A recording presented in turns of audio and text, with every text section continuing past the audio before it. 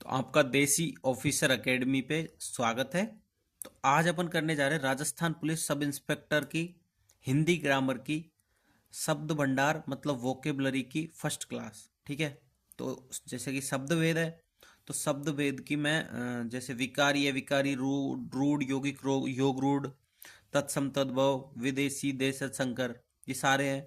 तो मैं इनकी 10-15 मिनट की वीडियो बनाया करूँगा, जितना भी कवर होगा छोटी बड़ी मैं उसके हिसाब से कर दूंगा। ठीक है। इसमें और भी टॉपिक्स है, जैसे कि अपने पर्यायवाची शब्द हो गए, विलोम, समानार्थक, सारे मैं करा दूंगा। ठीक है। ओके, तो अपन स्टार्ट करते हैं। शब्द भेद में पहला विकारी अविकारी। शब्द भेद वर्णों के सार्थक समूह को शब्द कहते हैं, जैसे लड़का, पढ़ना आदि। किंतु शब्द जब वाक्य में प्रयुक्त होता है तो वाक्य में उसके अन्य शब्दों के साथ संबंध स्थापित हो जाते हैं तथा शब्द को एक व्याकरणिक रूप मिल जाता है। वाक्य में विभिन्न संबंधों के निर्वाह के लिए शब्द अपने कई रूप भी बदल लेता है।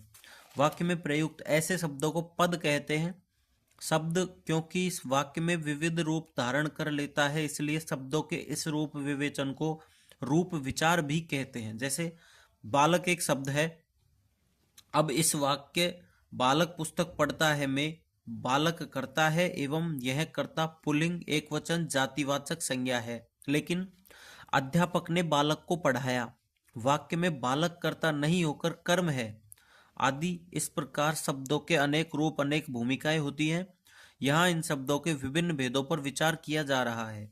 शब्द भेद रचना के आधार पर रूढ़, यौगिक, योगरूढ़। व्युत्पत्ति के आधार पर तत्सम तद्भव, देशज, विदेशी, संकर। प्रयोग रूप परिवर्तन के आधार पर विकारी और अविकारी।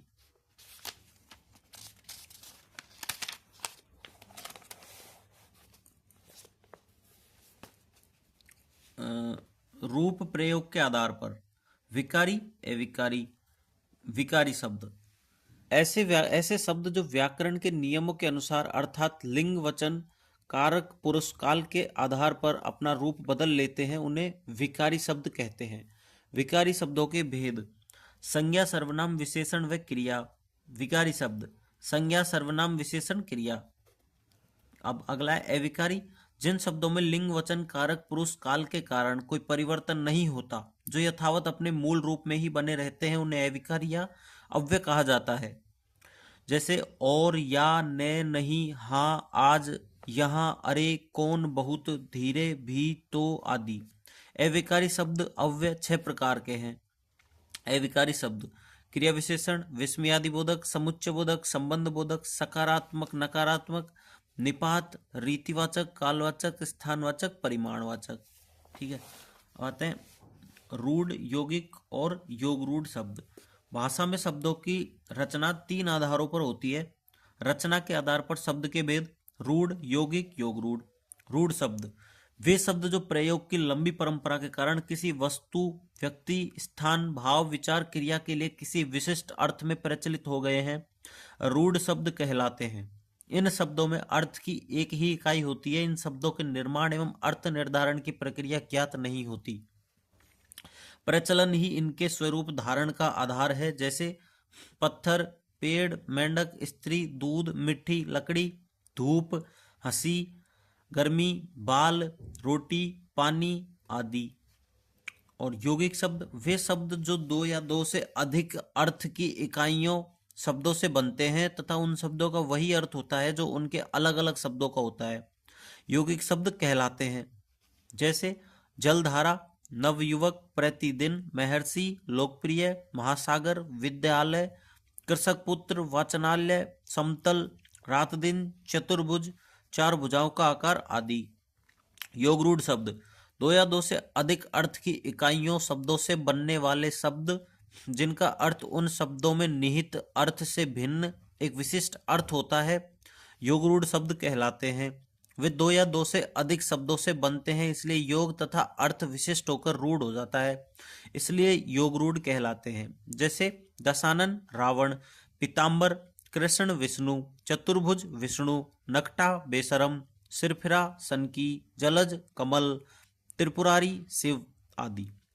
रूढ़ शब्द समास नहीं होते क्योंकि वे अर्थ की एक ही इकाई से बनते हैं, किंतु यौगिक और योगरूढ़ शब्द समास होते हैं क्योंकि वे दो अर्थ की इकाइयों से बनते हैं। इनमें यौगिक शब्दों से अव्ययी भाव, तत्पुरुष, कर्मधारय एवं द्विगु सहित और द्वंद्व समास बनते हैं तथा दो शब्दों का विशिष्ट एवं अलग सा रूढ़ अर्थ धारण कर लेने के कारण बहुवीरी समास बनता है, अर्थात योग रूढ़ शब्द बहुवीरी समास बनाते हैं।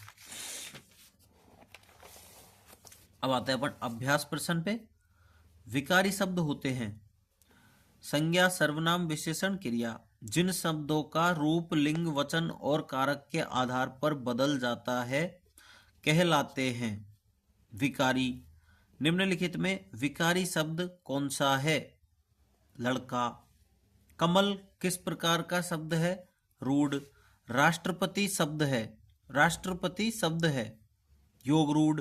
राष्ट्रपति दो या दो से अधिक शब्दों अथवा शब्दांशों के मेल से बने शब्द कहलाते हैं यौगिक।